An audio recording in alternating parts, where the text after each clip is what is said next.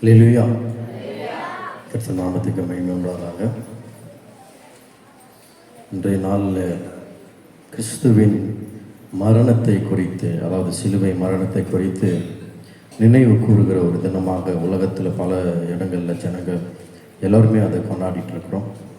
சிலர் அதை துக்கமாக கொண்டாடுறாங்க, சிலர் அதை சந்தோஷமாக ஏற்றுக்கொண்டிருக்கிறார்கள்.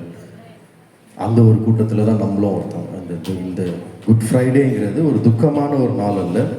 சிலுவையில் என்ன நடந்தது அப்படின்னு பார்க்குறவங்களுக்கு அது துக்கமாக இருக்கும், ஆனால் ஏன் நடந்தது அப்படின்னு பார்க்குறவங்களும் அது சந்தோஷமான ஒரு நாளாக இருக்கும் பாருங்கள். அப்போ இன்றைக்கி அதை தான் பார்க்க போகிறோம். அதாவது 7 வார்த்தையில் ஒரு வார்த்தை அப்பா பேசினாங்க, மீதி இருக்கிற 6 வார்த்தை நான் பேச போகிறதில்ல. ஒரே செய்தி, அந்த சிலுவையில் நடந்த நம்ம பார்க்குற அந்த 7 வார்த்தைகள் வருஷம் பார்த்துட்ருக்குறோம். இன்றைக்கி பார்க்க போகிறது அந்த சிலுவையில் நடந்த சம்பவத்தில் அந்த இடத்துல ஒரு குறிப்பிட்ட ஒரு மனுஷன் நின்று அதெல்லாம் கவனித்து பார்க்குறாரு. அந்த மனுஷனுடைய கோணத்திலிருந்து நம்ம பார்க்க போகிறோம். எடுத்து வாசிப்போம். மத்தேயு எழுதின சுவிசேஷம் 27வது அதிகாரம். மத்தேயு எழுதின சுவிசேஷம் 27வது அதிகாரம் 32வது வசனத்தில் இருந்து வாசிக்கிறேன். மத்தேயு 27:32 போகையில் சிரேனே ஊரானாகிய சீமோன் எனப்பட்ட ஒரு மனுஷனை அவர்கள் கண்டு அவருடைய சிலுவை சுமக்கும்படி அவனை பலவந்தம் பண்ணினார்கள். கபாலஸ்தலம் என்று அர்த்தம் கொல்கதா என்னும் இடத்துக்கு அவர்கள் வந்தபோது கசப்பு கலந்த காடியை அவருக்கு குடிக்க கொடுத்தார்கள். அவர் அதை ருசி பார்த்து குடிக்க மனதில்லாதிருந்தார். அவரை சிலுவையில் அறைந்த பின்பு அவர்கள் சீட்டு போட்டு அவருடைய வஸ்திரங்களை பங்கிட்டு கொண்டார்கள். என் வஸ்திரங்களை தங்களுக்குள்ளே பங்கிட்டு என் உடையின் பேரில் சீட்டு போடுவார்கள் என்று தீர்க்கதரிசியால் உரைக்கப்பட்டது நிறைவேறும்படி இப்படி நடந்தது. அவர்கள் அங்கே உட்கார்ந்து அவரை காவல் வைத்து கொண்டிருந்தார்கள், காவல் காத்து கொண்டிருந்தார்கள். அன்றியும் அவர் அடைந்த ஆக்கினையின் முகாந்திரத்தை காண்பிக்கும் பொருட்டு இவன் யூதருடைய ராஜாவாகிய இயேசு என்று எழுதி அவர் சிரசுக்கு மேலாக வைத்தார்கள். அப்பொழுது அவருடைய வலது பக்கத்தில் ஒருவனும் அவருடைய இடது பக்கத்தில் ஒருவனுமாக இரண்டு கல்லர் அவரோடு கூட சிலுவையிலே அறையப்பட்டார்கள். அந்த வழியாய் நடந்து போகிறவர்கள் தங்கள் தலையை துலுக்கி தேவாலயத்தை இடித்து 3 நாளைக்குள்ளே கட்டுகிறவனே, உன்னை நீயே ரட்சித்துக்கொள். நீ தேவனுடைய குமாரனை ஆனால் சிலுவையிலிருந்து இறங்கி வா என்று அவரை தூஷித்தார்கள். அப்படியே பிரதான ஆசாரியரும் வேத பாதகரும் மூப்போரும் பரியாசம் பண்ணி மற்றவர்களை ரட்சித்தான், தன்னை தானே ரட்சித்துக் கொள்ள திராணி இல்லை. இவன் இஸ்ரவேலின் ராஜாவானால் இப்பொழுது சிலுவையிலிருந்து இறங்கி வரட்டும், அப்பொழுது இவனை விசுவாசிப்போம். தன்னை தேவனுடைய குமாரன் என்று சொல்லி தேவன் மேல் நம்பிக்கையாயிருந்தானே, அவர் இவன் மேல் பிரியமாயிருந்தால் இப்பொழுது இவனை ரட்சிக்கட்டும் என்றார்கள். அவரோடு கூட சிலுவையிலே அறையப்பட்ட கல்லரும் அப்படியே அவரை நிந்தித்தார்கள். சரி, ஒரு நீண்ட பகுதியை நம்ம வாசித்தோம். 32வது வசனத்திலிருந்து 44வது வசனம் இருக்குது. கிட்டத்தட்ட 13 வசனங்கள் நம்ம வாசித்தோம். இந்த வாசிக்கப்பட்ட இந்த வேத வசனம் தான் பாருங்கள், இயேசு சிலுவையில் போய் அறையப்படுவதற்கு முன்னாடியிலிருந்து நடந்த சம்பவங்கள். அங்கே 1ஆம் நூற்றாண்டு, அதாவது இந்த செய்தியுடைய தலைப்பு என்ன அப்படின்னு பார்த்தீங்கன்னா, இயேசு பழைய ஏற்பாட்டின் நிறைவேறுதலா அப்படின்றது தான் இன்றைக்கி நம்ம பார்க்க போகிறோம். இயேசு பழைய ஏற்பாட்டின் நிறைவேறுதலா அல்லது இயேசுவின் மரணம் பழைய ஏற்பாட்டினுடைய நிறைவேறுதலா அப்படின்றது தான் பாருங்கள். என்ன அப்படின்னா, அந்த நாட்களில் 1ஆம் நூற்றாண்டில் இயேசு வாழ்ந்த அந்த நாட்களில் மூன்று கூட்டத்தார் இருந்தாங்க. பொதுவாக 2 கூட்டத்தார் அந்த இஸ்ரவேல் தேசத்தில் இருந்தாங்க. யார்? ஒருத்தர் ரோமர்கள், இன்னொருத்தர் யூதர்கள். ஒரு கூட்டம் பேர் ரோமர், அவங்க தான் இந்த தேசத்தை ஆண்டுட்டு இருந்தாங்க, இஸ்ரவேல் ஜனங்களை அடிமைப்படுத்திட்டு இருந்தாங்க. 2வது ஒரு கூட்டம் யூதர்கள், அதுதான் இந்த இஸ்ரவேல் தேசத்தில் வாழ்ந்துட்டு இருந்த அந்த யூதர்கள் பாருங்கள். 3வதாக ஒரு கூட்டம் புதுசாக அப்போ தான் அந்த நேரத்தில் உருவாகுது, அதுதான் கிறிஸ்தவர்கள் அப்படின்னு சொல்கிற அந்த கூட்டம் பாருங்கள். 3 கூட்டங்கள் அந்த 3ஆம் நூற்றாண்டில் இயேசுனுடைய மரணத்திற்கு பிறகு அந்த இடத்துல உருவாகிறாங்க. இந்த பகுதிக்கு போகிறதுக்கு முன்னாடி அந்த சிலுவை பற்றி இந்த 3 கூட்டம் என்ன நினைக்குது அப்படின்றத நம்ம ஒரு ஓவராக சொல்லிட்டேன் அப்படின்னா அதுக்குள்ளே இது போகிறதுக்கு ஈஸியாக இருக்கும் பாருங்கள். ஒன்று, ரோமர்கள் அவர்கள் என்ன இந்த சிலுவை பற்றி தெரிஞ்சுக்கிட்டு அவங்க என்ன சிலுவை பற்றி அவங்களுடைய கருத்து என்ன அப்படின்னு பார்த்தீங்கன்னா, எந்த ஒரு மனுஷன் சிலுவையிலே அறையப்படுகிறானோ அந்த மனுஷன் ரொம்ப இழிவாக எண்ணப்பட்ட ஒரு மனுஷன். அதனால் அவங்க என்ன பண்ணுவாங்க அப்படின்னா, முடிஞ்ச வரை சிலுவை தண்டனையை தள்ளி வைக்க தான் பார்ப்பாங்க ரோமர்கள். சிலுவையில் ஒரு மனுஷன் சிலுவையில் அறையப்படுறதுக்கு அவன் அந்த அளவுக்கு இழிவானவன் கிடையாது அப்படின்னு அவங்களுடைய நம்பிக்கை அப்படி இருந்தது பாருங்க. அந்த நாட்களில் வாழ்ந்த சிசேரோ அப்படிங்கிற ஒரு தத்துவ ஞானி, ரோமர் தத்துவ ஞானி என்ன சொல்றாரு அப்படின்னா, ஒரு மனுஷனை சங்கிலினால கட்டி இழுக்கிறது கூட ஒரு இழிவான ஒரு செயல். ஏன்னா ஒரு மனுஷன் எதை சங்கிலினால எதை கட்டுவாங்க அப்படின்னா, மிருகங்கள் ஏதாவது சங்கிலினால கட்டுவது வழக்கம் பாருங்க அந்த நாட்கள்ல. இன்னைக்கும் அப்படிதான் இருக்குது. ஒரு மனுஷனை சங்கிலினால கட்டுறது அப்படிங்கிறது அந்த சங்கிலியில கட்டுற அந்த சம்பவமே ஒரு மனுஷன் அந்த அளவுக்கு இழிவாக எண்ணப்படுவான் அப்படின்றதால சங்கிலியில கட்டுறது அந்த ரோமர்கள் அந்த மனுஷனை சங்கிலியில கட்டக்கூடாது அப்படின்ற ஒரு எண்ணத்துல அந்த கருத்துல அவங்க வாழ்ந்துருந்தாங்க. அப்படிப்பட்ட ரோமர்கள் இந்த சிலுவை பற்றி அவங்களுடைய கருத்து என்ன அப்படின்னா, சிலுவையில மறிக்கப்படுகிற எந்த ஒரு மனுஷனா இருந்தாலும் அவன் ரொம்ப இழிவான ஒரு மனுஷன். யாரும் முதல்ல சிலுவையில் சிலுவையில அறைவாங்க அப்படின்னு பார்த்தீங்கன்னா, எந்த மனுஷன் ரோமர்களுக்கு எதிராக எழும்பி அந்த ஆட்சியை கவுக்க நினைக்கிறவங்க, மற்றபடி அந்த ரோமர்களுடைய அந்த அரசருக்கு எதிராக புரட்சி பண்றவர்கள், இவங்களாம் இருக்கிறாங்க பாருங்க. இந்த மாதிரி ஆட்களை தான் சிலுவையில் அவங்க அரைஞ்சு அவங்களை கொல்றது வழக்கமாக அந்த நாட்கள் இருந்தது. அதுவும் எப்படின்னா, முடிஞ்ச வரைக்கும் தடுப்பாங்க. சிலுவை மரணம்ன்றது ஒரு மனுஷன் ஒரு இழிவான ஒரு இடத்தை கொண்டு போயிடக்கூடாது அப்படின்றத முடிஞ்ச வரை சிலுவை மரணத்தை தடுக்க பார்ப்பாங்க. அதுதான் பிலாத்துவம் இயேசுவுக்கு செய்யறதை நம்ம பார்க்குறோம். முடிஞ்ச வரை பிலாத்துவம் பண்றான். அவன் இயேசுனிடத்திலே சொல்றான் பாருங்க. யோவான் 19 அதிகாரத்தை நீங்க வாசிங்கன்னா, இயேசுனிடத்திலே சொல்றான், என்னால நினைச்சா உன்னை காப்பாற்ற முடியும், உன்னை கொல்றதுக்கும் உயிரோட விடுறதுக்கு அதிகாரம் என்கிட்ட இருக்கு அப்படின்றத இயேசுகிட்டே சொல்றான் பாரு. அப்போ என்ன முடிஞ்ச வரைக்கும் அவங்க சிலுவை மரணம் எந்த ஒரு மனுஷனுக்கும் வரக்கூடாது. ஏன்னா அது ரொம்ப இழிவான ஒரு மனுஷன், இழிவான ஒரு சம்பவம், ஒரு மரணம்.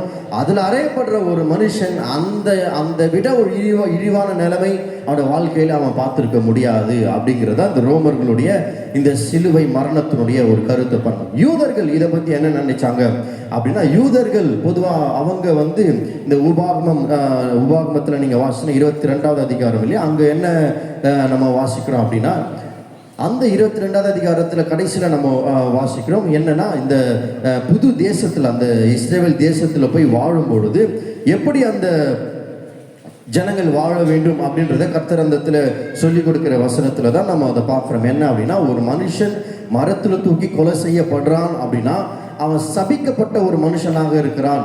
அந்த சபிக்கப்பட்ட அந்த மனுஷன் மரத்துல தொங்கி செத்ததுக்கு பிறகு அந்த மரத்துல தொங்கப்பட்ட அந்த பிரேதம், அந்த சரீரம் சாயங்காலத்துக்குள்ள எடுத்துட்டு அந்த மரத்துல இருந்து எடுத்துடணும். ஏன்னா அவன் மேல இருக்கிற தீட்டு கர்த்தர் ஆசீர்வதிச்சு இந்த தேசம் இருக்கு பாருங்க, பாலும் தேரும் ஓடுற இந்த தேசம், கர்த்தர் ஆசீர்வதிச்சு இந்த தேசத்தை தீட்டுப்பட்டுரும் அப்படின்றதுனால அந்த மரத்துல தூக்கப்பட்ட அந்த மனுஷனுடைய அந்த சரீரத்தை என்ன பண்ணணுமா, அந்த சாயங்காலத்துக்குள்ள எடுத்துடணும் அப்படின்றத கர்த்தர் அந்த ஜனங்களுக்கு போதிக்கிறார். அப்போ ரோமர்கள் அதை இழிவாக எண்ணினாங்க, யூதர்கள் அதை ஒரு சாபமாக எண்ணினாங்க. மரத்துல தூக்கப்பட்ட எந்த மனுஷனும் அவன் சபிக்கப்பட்ட, தேவனால சபிக்கப்பட்ட ஒரு மனுஷனாக இருக்கிறான் அப்படின்னு சொல்லிட்டு அந்த சிலுவை குறிச்ச ஒரு கருத்து யூதர்களிடத்துல ஒரு சாபம் அப்படிங்கிற ஒரு கருத்தாக இருக்கிறது பாருங்க. அந்த நேரத்துல இந்த கிறிஸ்தவர்கள் அப்படின்ற ஒரு கூட்டம் வருது பாருங்க. அந்த ஒரு கூட்டம், கிறிஸ்தவ கூட்டம் என்ன பண்றாங்க அப்படின்னா, இவங்க எதை இழிவானது எதை சாபமானது அப்படின்றத சொல்றாங்களோ அந்த சிலுவையை தான் இவங்க ஆசீர்வாதத்தின் அடையாளமாக எடுத்து பயன்படுத்த ஆரம்பிச்சிருக்கிறாங்க பாருங்க. அந்த நாட்கள்ல அப்படி கிறிஸ்தவர்கள் சிலுவையை தான் அடையாளமா எடுத்து பயன்படுத்தினாங்க. 2 காரியம் இருந்தது. ஒன்று, மீன் கிறிஸ்தவர்களுக்கு அடையாளமாக இருந்தது. 2வது, இந்த சிலுவை கிறிஸ்தவர்களுக்கு அடையாளமாக அந்த நாட்கள்ல இருந்து இருந்தது பாருங்க. அப்படி இந்த கிறிஸ்தவர்கள் இந்த சிலுவை குறித்து அவங்க மேன்மை பாராட்டுற அளவுக்கு அப்படி என்ன அந்த சிலுவையில நடந்தது அப்படின்னு நீங்க பாத்தீங்கன்னா, அந்த சிலுவை என்ன, சிலுவை மரணத்துல இயேசு மரித்தாரு பாருங்க. ஏன் அவர் மரிச்சாரு, எதற்கு அவர் மரிச்சாரு அப்படின்னு நீங்க பாத்தீங்கன்னா, நம்முடைய பாவங்களுக்காக, நம்முடைய சாபங்களுக்காக அவர் சிலுவையில மரிச்சு நீதியை அறியாத நம்மை நீதிமான ஆக்குறதற்காக அவர் என்ன பண்ணாரா, பாவமே அறியாத அவர் பாவமாகினாரா. அவர் பாவமாகி சாபமாகி சிலுவையில தன்னுடைய ஜீவனை விட்டதுனால அந்த சிலுவை விசுவாசிக்கிற கிறிஸ்தவர்கள் ஒவ்வொருவரும் ஆசீர்வதிக்கப்பட்டவர்கள். நம்முடைய சாபம் அவர் மேல போயிடுச்சு, நம்முடைய பாவம் அவர் மேல போயிடுச்சு. இப்ப நம்ம மேல பாவம் சாபம் இல்லாமல் ஆசீர்வாதம் மட்டுமே இருக்குது அப்படின்ற கருத்துக்களோட கிறிஸ்தவர்கள் இந்த சிலுவையை ஆசீர்வாதமாக எண்ணினார்கள். ஆசீர்வாத சின்னமாக இந்த கிறிஸ்தவர்கள் இந்த சிலுவையை எண்ணினார்கள் பாருங்க. அப்படி அந்த காலத்துல அந்த அந்த முதல் நூற்றாண்டுல இந்த 3 பேருக்கும் இருக்கிற அந்த கருத்து, சிலுவை குறித்த கருத்து இதுதான் அப்படின்றத சொல்றாங்க. சரி, அப்போ இந்த வாசிச்சோம் பாருங்க, மத்திய 27 வாசிச்சோம். இந்த இடத்துல நம்ம பார்க்க போற விஷயம் என்ன அப்படின்னா, அந்த ஒரு மனுஷன் சொன்ன பாருங்க, அந்த சிரியனே ஊரானாகிய சீமோன் எனப்பட்ட ஒரு மனுஷன் அப்படின்ற ஒரு மனுஷனை குறித்து தான் இன்னைக்கு பார்க்க போறோம். அந்த மனுஷனுடைய கண்ணோட்டத்தில் இருந்து சிலுவை எப்படி தெரியுது? நம்ம நினைக்கிற அந்த மனுஷன் இந்த வசனத்தோட முடிஞ்சிச்சு, இதோட அவன் தொடரல அப்படின்றத நினைக்கிறோம். ஆனா இந்த சில வேத வல்லுநர்கள் குறிப்பிட்டு சொல்ற காரியம் என்ன அப்படின்னா, இந்த மனுஷன் இதோட முடியல, இவனுடைய கதை இதுல இருந்து தொடர ஆரம்பிக்குது. அப்போஸ்தல நடவடிக்கைகள் வரைக்கும் இவனுடைய கதை தொடர ஆரம்பிக்கிறது பாருங்க. மேலோட்டம் படிச்சா அது புரியலை, ஆனா உள்ள ஆராய்ச்சி சில காரியங்களை அவங்க சொல்றதை நம்ம சொல்றாங்க பாருங்க. அது என்ன அப்படின்னா, இந்த சிரேனே ஊரானாகிய சீமோன் அந்த மனுஷன் யார் அப்படின்னா, சிரேனே அப்படின்ற ஒரு ஊர் இருக்கு. அந்த ஊர்ல வாழ்ந்துட்டு வந்த ஒரு யூதன் தான் இந்த சீமோன் எனப்பட்ட ஒரு மனுஷன். சீமோன்னாலே அது யூதருடைய பேர் பாருங்க. இந்த யூதர்கள் அப்படின்னு சொல்லும் பொழுதே நீங்க பொதுவா யோசிச்சுக்கலாம், அந்த யூதர்கள் இந்த 5 ஆகமங்கள் இருக்குது பாருங்க. ஆதி ஆகமத்திலிருந்து உபாகமம் வரைக்கும் எல்லாமே அவங்க படிச்சு தெரிஞ்ச ஒரு மக்கள். 2வது குறிப்பா அந்த சங்கீத புஸ்தகங்கள் அவங்க ஜப புஸ்தகங்களா அவங்க வச்சிருந்தாங்களா. சங்கீதங்கள் அந்த பாட்டு எல்லாமே அவங்க ஜபம் பண்ணும்போது அந்த சங்கீதத்தெல்லாம் சொல்லி ஜபம் பண்றது வழக்கமாக அந்த யூதர்கள் பழகிட்டு இருந்தாங்க. அது மாத்திரம் இல்லாம மேசியாவை குறித்த தீர்க்க தரிசன வசனங்களும் மாத்திரம் மிக அதிகமாக கவனம் செலுத்தி அது எல்லாத்தையும் மனப்பாடம் பண்ணி வச்சிருந்தாங்களா. 1 ஆதி ஆகமத்தில் உபாகமம் வரைக்கும் தெரியும். 2வது சங்கீத பகுதியில் ரொம்ப தேறினவர்கள். 3வது மேசியாவை குறித்த தீர்க்கதரிசிகள் சொன்ன தீர்க்க தரிசன வசனங்கள் எல்லாத்தையுமே கரைச்சி குடிச்சவங்க, அவங்க அதிகமாக தெரிஞ்சு வச்சிருந்தவங்க வேதத்தில் அப்படின்ற ஒரு 3 காரியங்கள் யூதர்களை குறித்து நம்ம பார்க்க முடியுது பாருங்க. அப்படிப்பட்ட ஒரு யூதன் தான் இந்த சிரேனே ஊரானாகிய சீமோன் என்னப்பட்ட ஒரு மனுஷன். அவன் வர எங்கேயோ போற ஒரு மனுஷனை கூப்பிட்டு இந்த சிலுவையை தூக்கிட்டு போக சொல்றான் பாருங்க. ஏன்னா அந்த நாட்கள்ல ரோமருடைய வழக்கம் என்ன அப்படின்னா, ஒரு யூதனை பார்த்தா அந்த இடத்துல இவன் ஏதாவது தூக்கிட்டு வந்திருந்தான் அப்படின்னா, இந்த ரோமன் ஏதாவது ஒரு பெட்டியை தூக்கிட்டு வரான் அப்படின்னா, ஒரு யூதனை பார்த்து இதை அவன் தலைமையில வச்சு இதை 1 மைல் தூரம் தூக்கிட்டு வா அப்படின்னு சொல்லுவானாம். ஏன்னா அவங்களுடைய வழக்கம் அந்த மாதிரி இருந்துதான். அவன் என்ன சொல்லுவான், அப்படி தூக்கிட்டு வர வரைக்கும் அந்த 1 மைல் தூரம் வரைக்கும் இந்த ரோமன் அந்த யூதனை பார்த்து கேலி பண்ணுவானா, நீங்க தான் எல்லாரோட பெரியவங்க சொல்லிட்டு இருந்தீங்களே, இன்னைக்கு பாருங்க உங்க நிலைமை எங்களுக்கு கீழே இருக்கிறீங்க, அடிமையா இருக்குன்னு சொல்லிட்டு அந்த மாதிரி என்னென்ன ஏளனமா செய்யணுமோ அந்த மாதிரி ஏளனம் செஞ்சுட்டு அந்த 1 மைல் தூரமா அவனை கிண்டல் பண்ணிட்டே வராங்களாம். அந்த 1 மைல் முடிஞ்ச அப்புறம் நீங்க வச்சிரு அப்படின்னு சொன்னா அந்த கோவத்துல அந்த இருக்கிற மூட்டையை பொத்துன்னு கீழே போட்டு போவாங்களாம் பாருங்க. அந்த நாட்கள் அப்படி பண்ணிட்டு இருந்தாங்களா. அதுதான் இயேசு மலை பிரசங்கத்துல சொன்னாரு, ஒருவன் உன்னை 1 மைல் தூரம் பலவந்தம் பண்ணினால் அவனோட 2 மைல் தூரம் போ அப்படின்னு சொன்னார். ஏன்னா 1 மைல் தூரம் நீ ஒன்றும் பேசாம வந்துட்டேன்னா இந்த இடத்துல முடிஞ்சது அப்படின்னா பரவாயில்ல, இன்னொரு மைலும் நான் வரேன் அப்படின்னு சொல்லும் போது இவ்வளவு நேரம் உன்னை கேலி பண்ணிட்டு இருந்த அந்த வாய், அந்த மனசு இருக்க பாருங்க, உடுத்த ஆரம்பிக்குமா. இந்த மாதிரி ஒரு நல்ல மனுஷனை நம்ம கேலி பண்ணோம் அப்படின்னு சொல்லிட்டு அதனால தான் இயேசு மலை பிரசங்கத்துல அது சொல்றது வழக்கம் பாருங்க. அந்த மாதிரி தான் இந்த சிரேனே ஊரானாகிய சீமோன் எல்லாரும் இப்படி சிலுவை பக்கம் போயிட்டு இருக்கோமோ இவன் மட்டும் இந்த பக்கம் போயிட்டு இருந்திருக்கலாம் அப்படின்னு நான் என்னுடைய கற்பனை பாருங்க. அது அதனால அவனை கூப்பிட்டு என்ன பண்றாங்க அப்படின்னா, இந்த சிலுவையை தூக்கிட்டு போ அப்படின்றத சொல்றாங்க. இந்த யூதன், இந்த சிரேனே ஊரானாகிய சீமோனுங்கிறது ஒரு யூத மனுஷன். அவன் இந்த 3 காரியத்தை மறக்க வேணாம். அவன் ஆதி ஆகமத்திலும் உபாகமம் வரைக்கும் தெரிஞ்சிருக்கான், படிப்பாங்க. சங்கீதங்களின் புஸ்தகத்தை தெரிஞ்சிருக்கோம். குறிப்பா மேசியாவை குறித்த வசனங்கள், தீர்க்க தரிசன வசனங்கள் எல்லாமே இவங்க அதிக கவனம் செலுத்தி படிச்சு இருக்கிற ஒரு வழக்கமாக அந்த நாட்கள் யூதர்கள் இருந்திருக்கிறாங்க. இதை மறக்க வேணாம். அப்படிப்பட்ட ஒரு மனுஷன் தான் இந்த சிரேனே ஊரானாகிய சீமோன் எனப்பட்ட ஒரு மனுஷன் பாருங்க. அவன் சிலுவையை தூக்கிட்டு வரான். தூக்கிட்டு வரும் பொழுது இந்த ரோமர்கள் இவனை ஒரு ஏளனமா பார்த்ததுனால அந்த கோபத்தோட தான் அந்த சிலுவையை ஒருவனை தூக்கியிருக்கலாம். ஆனா அங்க இயேசு நடந்து வர இயேசுவை பார்த்த பிறகு ஒரு காரியம் அவனுக்குள்ள நிச்சயமா தெரிஞ்சுக்க பாருங்க. இவர் என்ன தப்பு செஞ்சாரு அப்படின்றதுனால சிலுவை இவரை அறையிறாங்க. ஏன்னா ரோமர்களுக்கு இழிவான ஒரு காரியம் கூடாது, முடிஞ்ச வரைக்கும் சிலுவையை தடுப்பாங்க. யூதர்கள் சாபமாக பார்க்கிற ஒரு காரியம் சிலுவை மரத்துல தூக்கப்பட்ட எவனும் சபிக்கப்பட்டவன் அப்படின்ற பழைய ஏற்பாட்டுல 22ஆவது அதிகார உபாகத்துல வாசிக்கிறோம். இதெல்லாமே அவன் மனசுக்குள்ள ஓடி இருக்கும். ஓடினதுக்கு அப்புறம் என்ன மாதிரி ஒரு நினைவில் அவன் இருந்திருப்பான்றதை நீங்க கற்பனை பண்ணி பாருங்க. இந்த வசனங்கள்லாம் தெரிஞ்சிருக்கு.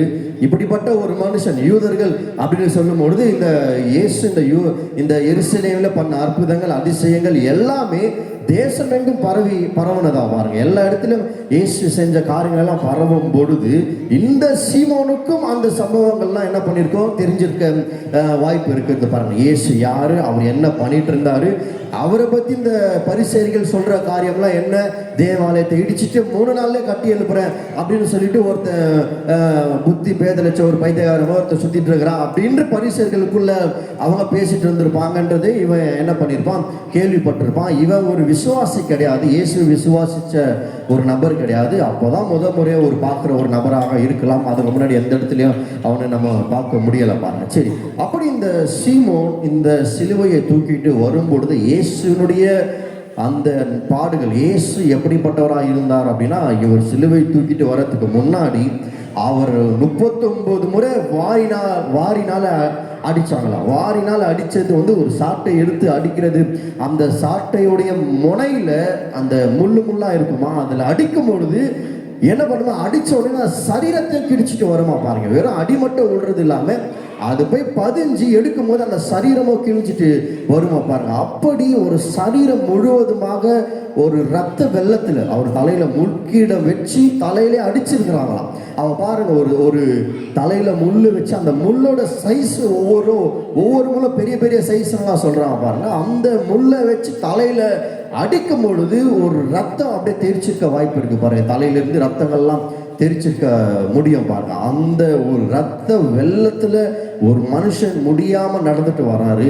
அவரால் சிலுவை தூக்க முடியல, விழுந்துட்டாரு. விழுந்த ஒரு மனுஷனை சிலுவை இவரு தூக்கிட்டு வரும்போது, இந்த சீமோன் தூக்கிட்டு வரும்பொழுது இந்த சீமோனுக்கு யோசனையில பல காரியங்கள் ஓடி இருக்கும். பழைய ஏற்பாட்டுடைய வசனங்கள்லாம் தெரிஞ்ச ஒரு மனுஷன், எல்லாவற்றையுமே மேசியாவை குறித்த ஒரு தீர்க்கதரிசனா தெரிஞ்ச ஒரு மனுஷனுக்குள்ள என்ன மாதிரியான ஒரு காரியம் ஓடிட்டு இருக்கோம் பாருங்க. அப்போ அந்த ஒரு வேத வல்லுநர் பாருங்க, வில்லியம் பார்க்லே அப்படிங்கிற ஒரு வேத வல்லுநர் இப்படி சொல்றாரா பாருங்க. என்ன அப்படின்னா, அந்த சீமோன் அந்த சிலுவையை தூக்கும் பொழுது ரோமர்கள் மேல ஒரு வெறுப்பா இருந்தாலும், ஆனா இயேசுவை பார்த்த உடனே இயேசுவின் மேல அவனுக்கு ஒரு இரக்கம் வந்திருக்க கூடும் அப்படின்றத அவர் சொல்றா பாருங்க. ஏன் அப்படின்னா, அந்த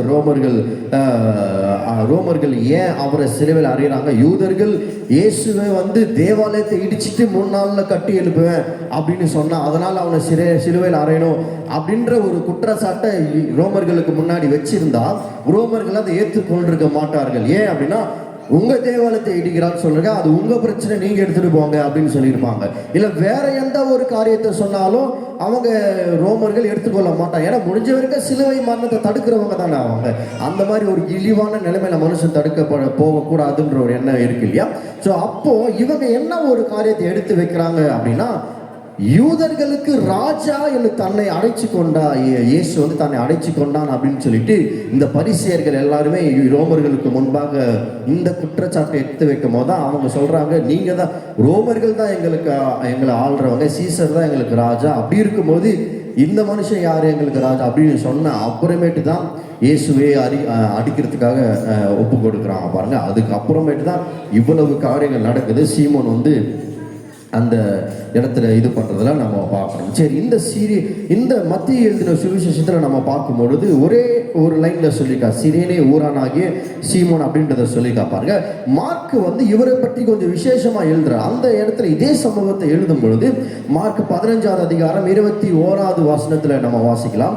மார்க் 15:21, சிரேனே ஊரானும் அலெக்சாந்தருக்கும் ரூப்புக்கும் தகப்பனாகிய சீமோன் எனப்பட்ட ஒருவன் நாட்டில் இருந்து அவ்வழியே வருகையில் அவருடைய சிலுவை சுமக்கும்படி அவனை பலவந்தம் பண்ணினார்கள். இங்க என்ன சொல்ற பாருங்க, அங்க மத்தேயு என்ன சொல்றாரு அப்படின்னா, சிரேனே ஊரானாகிய சீமோன் அப்படின்னு சொல்லிட்டு ஒரே வார்த்தையில முடிச்சிடாரு.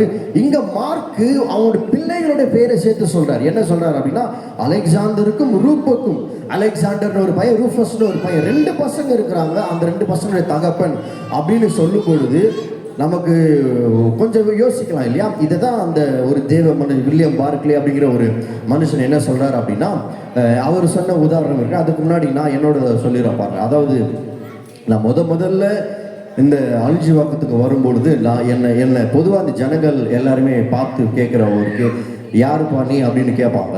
அவங்க உடனே என் பக்கத்தில் இருக்க சொல்லுவாங்க, ஐயா வீட்டு பையன் அப்படின்னு சொல்லுவாங்க.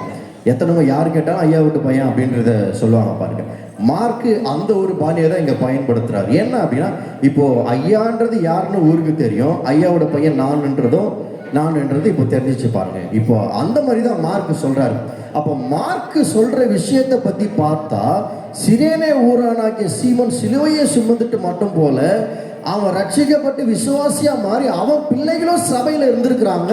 அந்த பிள்ளைகளை பாயிண்ட் பண்ணி சொல்றாரு, இந்த 2 பசங்களுடைய அப்பா தான் இன்னைக்கு சிலுவையை சுமந்துட்டு போனாரு அப்படின்றத யார் சொல்ற? மார்க்கு தன்னுடைய சுவிசேஷத்துல எழுதுறாரு பாருங்க. அதுதான் இந்த இடத்துல நம்ம வாசிக்கிறோம். சிரேனே ஊரானும் அலெக்சாந்தருக்கும் ரூபஸுக்கும் போற தகப்பனாகிய சீமோன் தான் சிலுவையை சுமந்துட்டு போனா அப்படின்றத அவங்க சொல்றா பாருங்க. அப்போ சீமோனுடைய வாழ்க்கை, சிரேனே ஊரானாகிய சீமோனுடைய பங்கு அங்கையோட முடியல. அவனுடைய ஒரு தாக்கம், சிலுவையில் இயேசு மரணிச்சது, அந்த மரணத்தை பார்த்த அந்த ஒரு தாக்கம் ஒரு பெரிய அளவில் அவனோட வாழ்க்கையில தாக்கத்தை உண்டு பண்ணியிருக்கு பாருங்க. அதுதான் மார்க்கு எழுதுறாரு. அவங்க பசங்க இந்த மார்க்கு சுவிசேஷம் எழுதுறாரு பாருங்க. அந்த ஊர்ல சபையில ஒருத்தவங்களா இருந்திருக்கலாம். அந்த சபையில இருக்கிறவங்களுக்கு தெரியறதுக்காக தான் இந்த பசங்களோட அப்பா அந்த சிலுவையை சுமந்துட்டு போனாரு அப்படின்ற விஷயத்த மார்க் இங்க பாயிண்ட் அவுட் பண்றா பாருங்க. அதனாலதான் பாருங்க இந்த 4 சுவிசேஷம் ரொம்ப முக்கியம் பாருங்க. ஒருத்தர் தவறுன ஒரு காரியத்தை அடுத்த 3 பேர் சொல்லியிருப்பாங்க பாருங்க. இன்னொருத்தர் தவறுன காரியத்தை இன்னும் 3 பேர் சொல்லியிருப்பாங்க. அவங்களுடைய கண்ணோட்டத்திலேருந்து 4 சுவிசேஷமும் நம்ம படிக்கிறது நல்லது தான் பாருங்க. ஏன்னா எல்லாமே இயேசு பிறப்பு, இயேசு வாழ்ந்தது, இயேசு சாவறதை பற்றி தான் சொல்லியிருக்கிறாங்க. எதுக்கு 4 படிக்கணும் அப்படின்னா, பல விஷயத்த நம்ம தவறதுக்கு வாய்ப்பு இருக்கோம் பாருங்க. எல்லாமே படிக்கும் போது ஒருத்தர் தவறுனதை இன்னொருத்தர் சொல்லி முடிக்கிறத நம்ம பார்க்குறோம். அதுல இந்த சிரேனே ஊரானாகிய சீமோனை பற்றி மார்க்கு குறிப்பிட்டு சொல்றதை நம்ம பார்க்க முடியுது பாருங்க. இதோட முடியல. அப்போஸ்தலர் நடபடிகள் 11வது அதிகாரத்துல நம்ம வாசிக்கிறோம் பாருங்க. அப்போஸ்தலர் நடபடிகள் 11வது அதிகாரம் 20வது வசனத்துல பாருங்க. அவர்களில் சீப்போரு தீவோரும் சிரேனே பட்டணத்தாரும் ஆகிய சிலர் அந்தியோகியா பட்டணத்துக்கு வந்து கிரேக்கருடனே பேசி கர்த்தராகிய இயேசு கிறிஸ்துவை குறித்து பிரசங்கித்தார்கள். நீங்க என்ன சொல்ல பாருங்க, சிரேனே பட்டணத்துக்கு எப்படி சுவிசேஷம் போயிருக்கோம்? சிரேனே ஊரானாகிய சீமோன் அப்படின்ற ஒரு மனுஷனை குறித்து தான் நம்ம ஒரே நிலையில் முடிச்சு அப்படின்றத பார்க்குறோம். ஆனால் இந்த இடத்துல இதை எழுதுறவர் சொல்றாரு பாருங்க, இது லூக்கா எழுதியிருக்கிறாரு. அவர் என்ன சொல்றாருன்னா, அவர்களில் சீப்பூர் தீவாரும் சிரேனே பட்டத்தாரனும் ஆகிய சிலர் அந்தியோகியா அப்படின்ற ஒரு பட்டணம் வந்து எருசலேமுக்கு அடுத்தபடியாக இந்த கிறிஸ்தவர்கள் கூடுற ஒரு தலைநகரம்னே சொல்லலாம். அந்த மாதிரி அந்தியோகியா பட்டணம் எப்போ எருசலேம்ல இருந்து விரட்டி அடிக்கப்பட்டார்களோ அவங்க செதறி போய் எங்கேயும் போய் சுவிசேஷத்தை பண்ணினாங்க. அவங்க செதறி போனவங்கள ஒன்று சேர இடம் தான் எருசலேமுக்கு அடுத்தபடி இந்த அந்தியோகியா பட்டணம். அந்த அந்தியோகியா பட்டணத்துக்கு ஏற்கனவே யாரோ மூலியமா சுவிசேஷம் போயிருக்கிறது. அவங்க வந்து இந்த இடத்துல சுவிசேஷம் பேசுறதுக்காக கிரேக்க ஞானிகளோடு பேசுனாங்க அப்படின்றத இங்க போட்டிருக்க பாருங்க. அப்போ இந்த ஊருக்கு எப்படி சுவிசேஷம் வந்திருக்கும் ஒரு கேள்வியோட நான் இங்க நிறுத்துறேன் பாருங்க. அடுத்து அதே அப்போஸ்தலர் நடபடிகள் 19வது அதிகாரத்துல 33வது வசனம். நிறைய வசனம், இனிமே நிறைய வசனம் சொல்ல போறேன். டக்குன்னு எடுக்கிற நல்லது பாரு. அப்போஸ்தலர் நடபடிகள் 19:33. அப்பொழுது யூதர்கள் அலெக்சாந்தர் என்பவனை முன்னின்று தள்ளுகையில், என்ன சொல்ல, எந்த பேர் வருது பாருங்க, அலெக்சாண்டர் என்பவனை முன்னிற்க தள்ளுகையில் கூட்டத்தில் சிலர் அவனை முன்னே இழுத்து விட்டார்கள். அலெக்சாந்தர் கை அமர்த்தி ஜனங்களை உத்தரவு சொல்ல மனதாயிட்டார். அங்க என்ன நடக்குது அப்படின்னு பார்த்தீங்கன்னா, இவங்க சுவிசேஷம் சொன்ன அந்த இடத்துல இந்த கிரேக்கர்கள் அதிகமாக வாழ்ந்தாங்க பாருங்க. அந்த இடத்துல அவங்களுடைய தேவதை டயானா அப்படிங்கிற தேவதை தான் அவங்க வழக்கமாக அதிகமாக வணங்கிட்டு இருந்தவங்க. அந்த இடத்துல சிலை, தயானாவின் சிலை வந்து அதிகமாக வியாபாரம் பண்ணிட்டு இருந்தாங்க.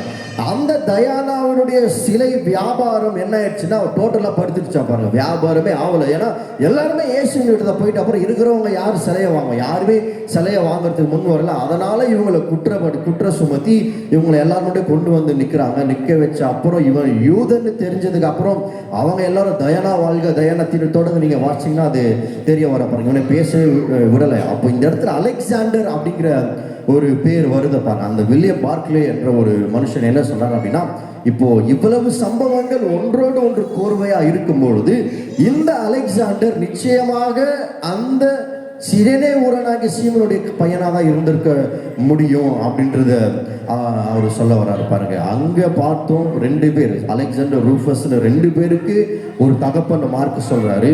இங்க இந்த இடத்துல லூக்கா 10வது அதிகாரத்தில், அப்போஸ்தலர் 10வது அதிகாரத்தில் லூக்கா எழுதும் போது சொல்றாரு, 11வது அதிகாரத்தில் அவர் என்ன சொல்றாருன்னா, சிரேனே ஊர்ல இருந்த சிலர் வந்து சுவிசேஷத்தை சொன்னாங்க அப்படின்றத சொல்ல. அப்போ அந்த இடத்துக்கு சுவிசேஷம் எப்படி போயிருக்கும்? இந்த இடத்துல நம்ம பார்க்கிறோம், இந்த கிரேக்கர்களுடைய வியாபாரம் கம்மியாயிருச்சுன்னு அலெக்சாண்டரை குற்றப்படுத்தி முன்னாடி நிற்கிறாங்க. அப்படி அலெக்சாண்டர்ன்ற பேர் வரும் பொழுது அந்த அலெக்சாண்டர் யாராவா இருக்க முடியும்? இது இல்லாமல் ரூஃபஸை பற்றி பவுல் ரோமர் 16வது அதிகாரத்தில் நன்றி சொல்றாரு பாருங்க. அந்த இடத்துல இந்த பேரை மென்ஷன் பண்றாரு.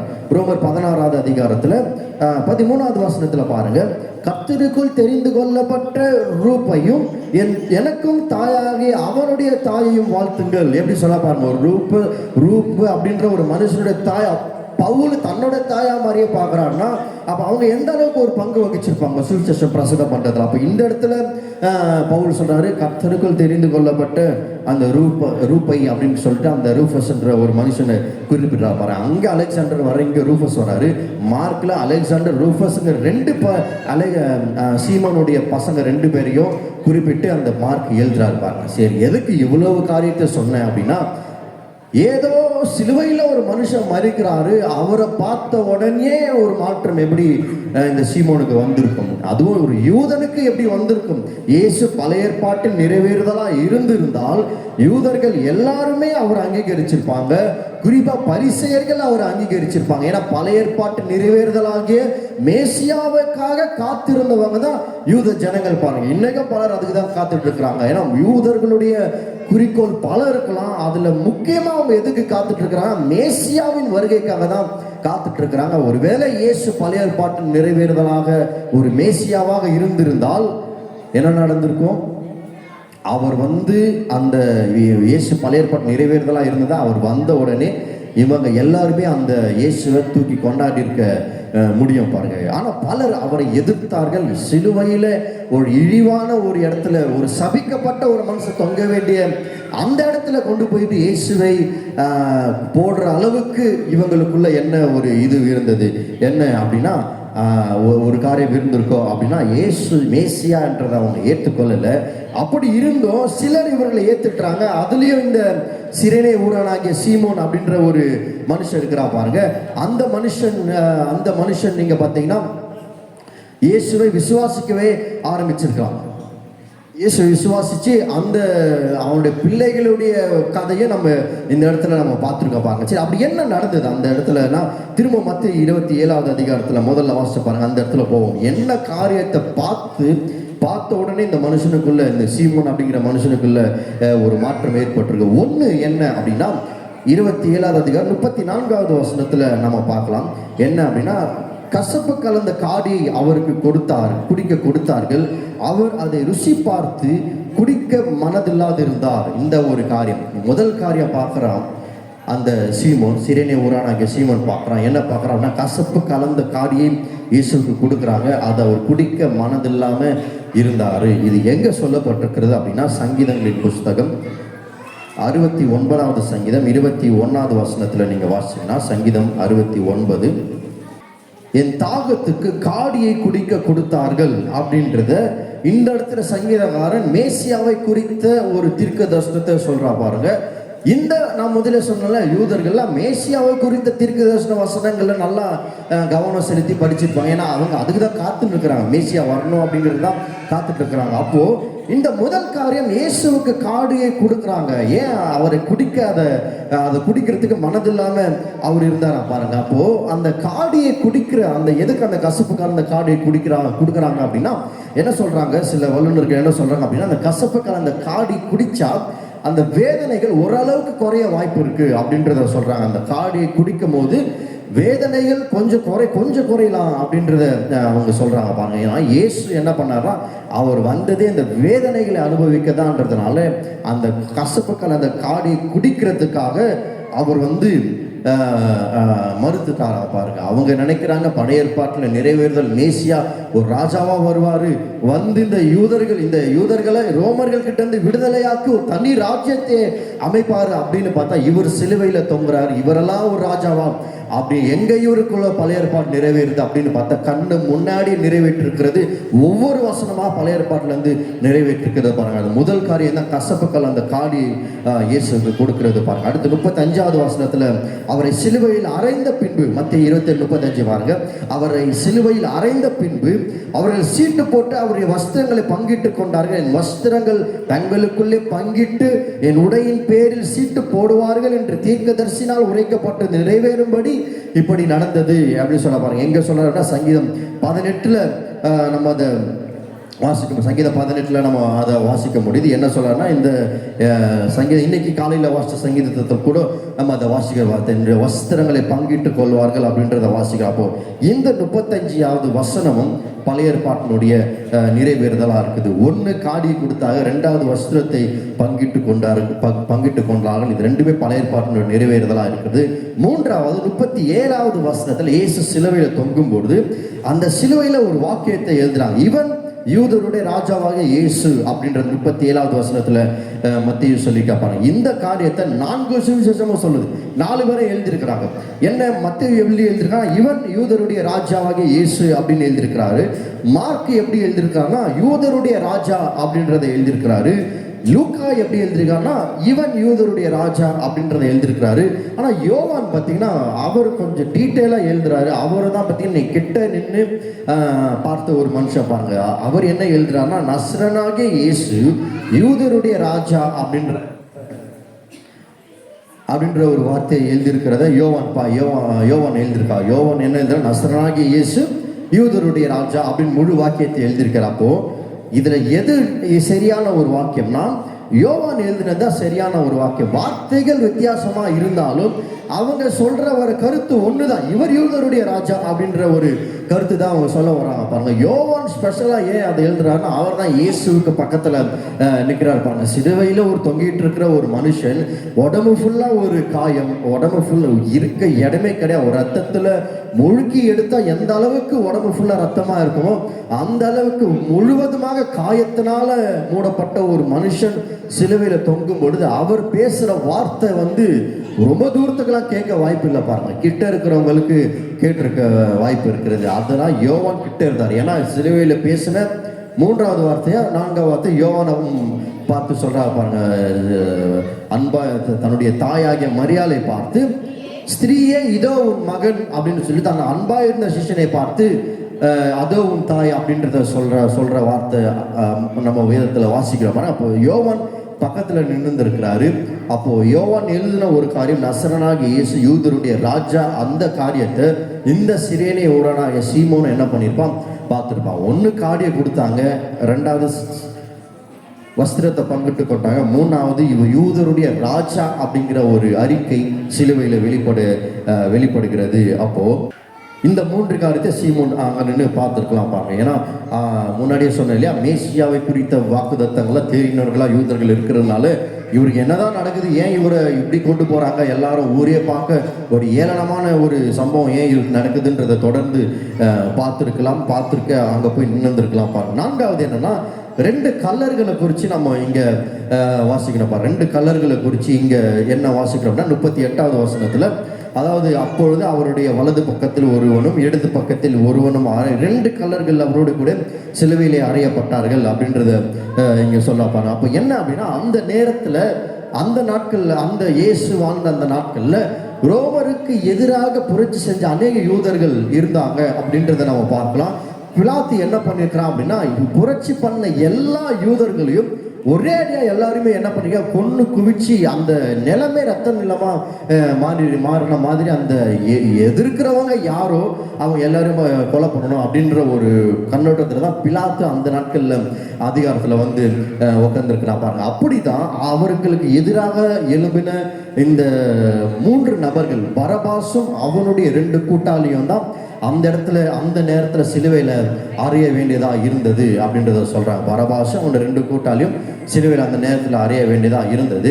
அந்த நேரத்தில் இயேசுவின் மேலே தவறு கிடையாது. பரபாசை பார்த்தா இவனை கொலை பண்ணலாம், பரபாசை கொண்டு இயேசு விடுதலை செய்வாங்க, செஞ்சிடலாம் அப்படின்றத சொல்லுவாங்கன்ற எதிர்பார்த்து தான் பிலாத்து என்ன பண்றான் அப்படின்னா, பரபாசையும் இயேசுவை கொண்டு வந்து முன்னாடி நிற்கிறான். ஆனால் அங்கே ஜனங்க என்ன பண்ணாங்க அப்படின்னா, பரபாசை விடுதலை செஞ்சு இயேசுவை சிலுவையில் அறையணும் அப்படின்றத சொல்றாங்க. அப்போ என்ன, அப்போ பரபாஸ் மரிக்க வேண்டிய அந்த இடத்துல இயேசு அவர் போய் மரிச்சிருக்கிறார் பாருங்க. இது என்ன அடையாளமா இருக்கிறதுனா, பரபாஸ் ஒரு மிகப்பெரிய ஒரு பாவி, அவனுடைய மரணம் வர வேண்டிய அந்த நேரத்தில் இயேசுவுக்கு மரணம் வந்திருக்கிறது அப்படின்னா, நம்ம தேவனுடைய கோபாக்கினைக்கு ஆளா இருக்கிறோம் பாருங்க. ஒவ்வொருவரும் பாவம் செய்து ஏகமாய் கெட்டு போய் தேவனுடைய மகிமையற்றவர்களா இருந்ததுனால நம்ம எல்லாருமே தேவ கோபாக்கினைக்கு ஆளா இருக்கிறோம். தேவ கோபாக்கினை எப்படின்னா, அது ஒரு மனுஷனையும் இல்லாத மாதிரி இல்லாத பண்ணிடுவோம் பாருங்க. ஆளை இருந்த அடையாளமே இல்லாத மாதிரி பண்ண அந்த அளவுக்கு தேவ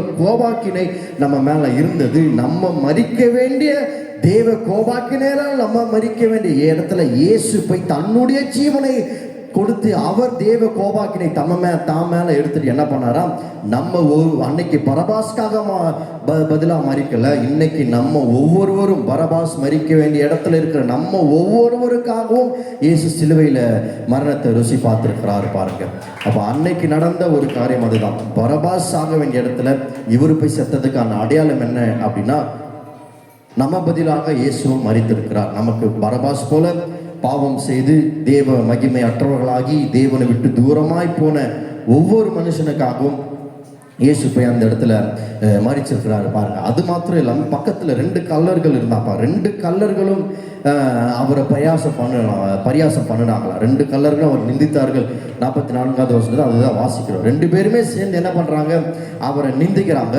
அதுல ஒருத்த மனம் மாறிடுறான். கடைசியா ஒருத்த மனம் மாறி என்ன பண்றான் அப்படின்னா, இன்னொருத்தரை பார்த்து சொல்றான், நம்ம செஞ்ச தப்புக்கு நம்ம இங்க இருக்கிறோம், இவர் ஒரு தப்பும் பண்ணாம இவர் இங்க இருக்கிறாரு அப்படின்னு சொல்லிட்டு இயேசுவை பார்த்து சொல்றான், உம்முடைய ராஜ்யம் வரும்பொழுது என்னை நினைத்தருளும் அப்படின்றது சொல்றான். இயேசுனுடைய உபதேசத்தை எங்கேயாவது கேட்டிருக்கானா இவன்? அப்ப எப்படி உம்முடைய ராஜ்யத்துல என்னை நினைத்தருளும் எப்படின்றத அவன் சொல்லலாம்?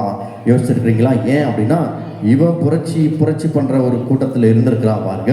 இப்படி இயேசு பின்னாடி ஒரு கூட்டம் போகுது அப்படின்னு, இது என்னுடைய கற்பனை, இப்படி இருந்திருக்கலாம். இயேசு பின்னாடி ஒரு கூட்டம் போகுதுன்னா அந்த கூட்டத்துல ஒரு ஆளா இவன் போய் இவர் என்ன காரியத்தை பேசுறாரு, எப்படி இவர் ஒரு மாற்றத்தை இவங்களுக்கு கொடுக்க போறாரு அப்படின்றத தெரிஞ்சு கொள்றதுக்காக இந்த கல்லன் இயேசுவை என்னை உங்களுடைய ராஜ்யத்தை நினைத்தருளும் சொல்லிடுறான் பாருங்க.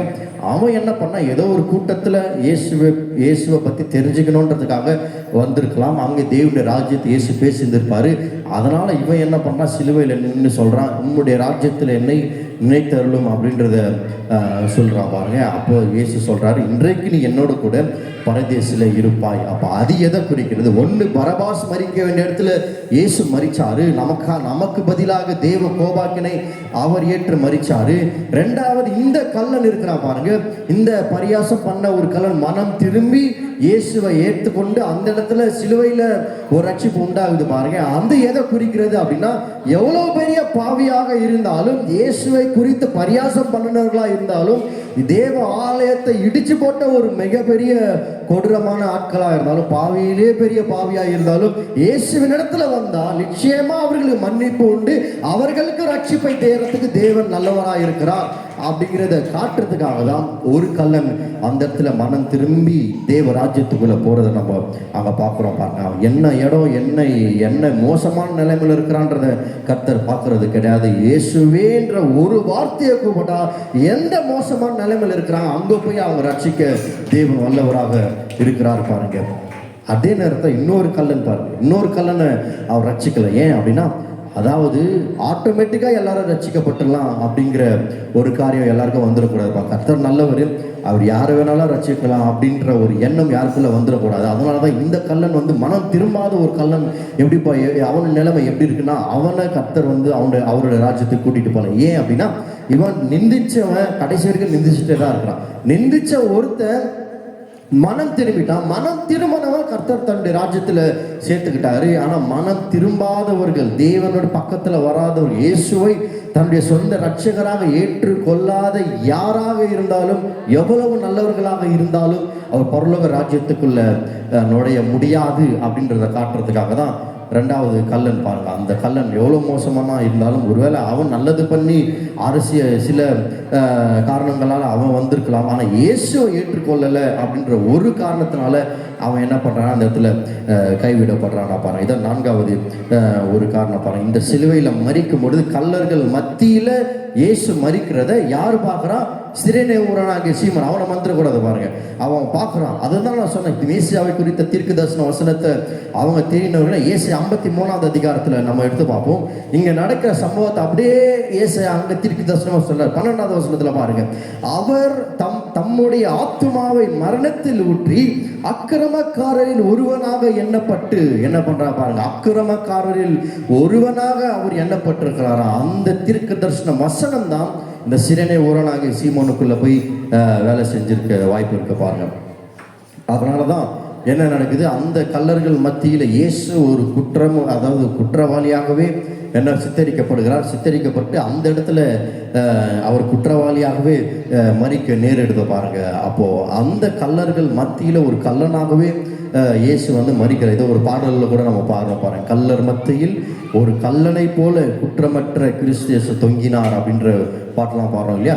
அவர் எந்த தப்பும் செய்யலை, இருந்தாலும் பாவிகளை போலவே அவரும் பார்க்கப்படுகிறாரு. அதுதான் இயேசையா தம்முடைய ஆத்துமாவை மரணத்தில் ஊற்றி அக்கிரமக்காரரில் ஒருவராக எண்ணப்பட்டார் அப்படின்றது 53வது 12வது வசனத்தில் சொல்லியிருக்காரு. அந்த காரியம் இந்த சிரேனே ஊரானாகிய சீமோனுக்கு தெரிந்திருக்கு. அதனால தான் இவன் அந்த காரியத்தை குறிப்பாக பார்க்கலாம். அது மாத்திரம் இல்லாமல் 1 பேதுரு 2வது அதிகாரம் 24வது வசனத்தில் நீங்கள் வாசிச்சு பாருங்க. 1 பேதுரு 2வது அதிகாரம் 24வது வசனம் பாருங்க, நாம் பாவம் செய்து செத்து நீதிக்கு பிழைத்திருக்கும்படி அவர் தாமே தமது சரீரத்தினாலே பாவங்களை சிலுவையின் மேல் சுமந்தார், அவருடைய தழும்புகளால் குணமானீர்கள் என்ன சொல்ல பாருங்க. நம்ம பாவங்களுக்கு சாகிறதுக்காக, நீதிக்கு பிழைக்கிறதுக்காக அவர் என்ன பண்ணார், நம்முடைய பாவத்தை அவருடைய சரீரத்தில் சுமந்திருக்கிறாரா பாருங்க.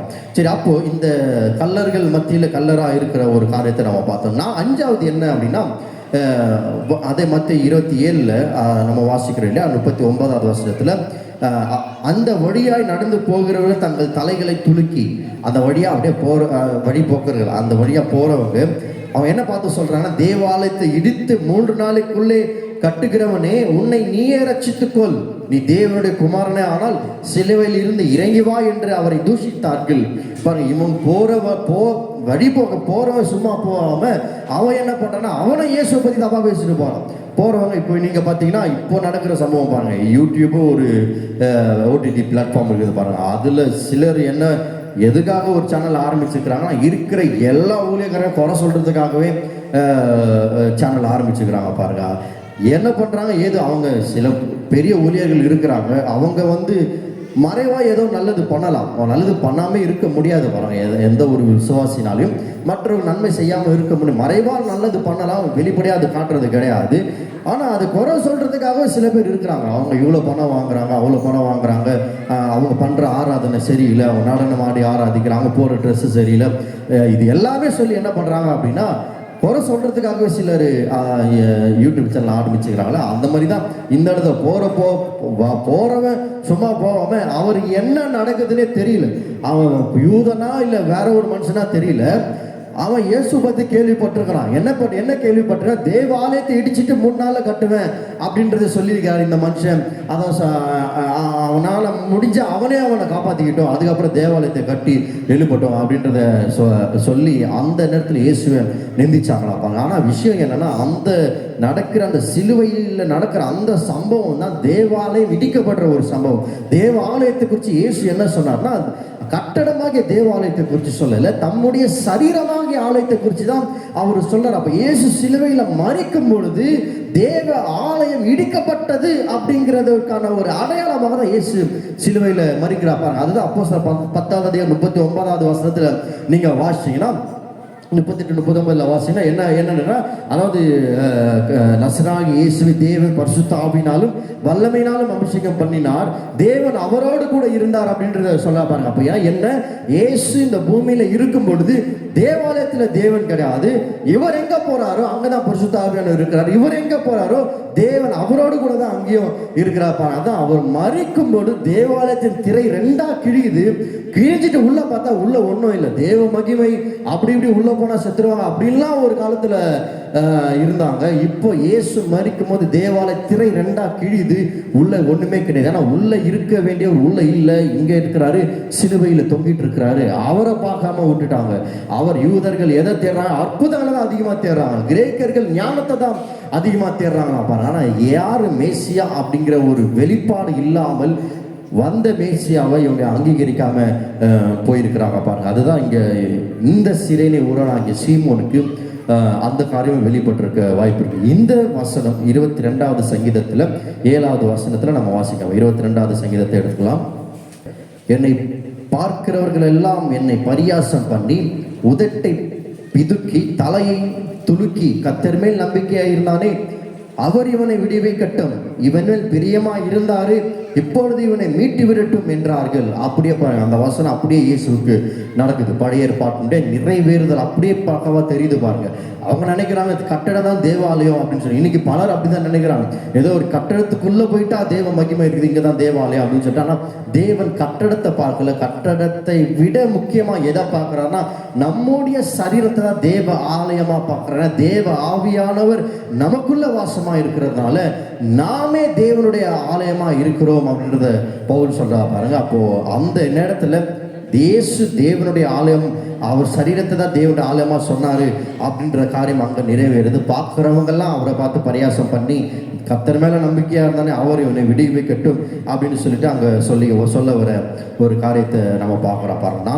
5வது வழிபோக்கர்கள், வழிபோக்கர்கள் மூலமா தேவனுடைய பழைய ஏற்பாடு நிறைவேறுது. 5வது ஒரு காரியம் என்ன அப்படின்னா, வழிபோக்கர்கள் மாத்திரம் அல்ல இவர் 6வது காரியம், வழிபோக்கர்கள் மாத்திரம் அல்ல இவர் அங்கீகரிக்க வேண்டும் என்ற தலைவர்கள், பரிசேயர்களும் ஆசாரியர்கள்லாம் இருந்தாங்க. பரிசேயர்கள் வேதபாதர்கள்லாம் இருந்தாங்க பாருங்க.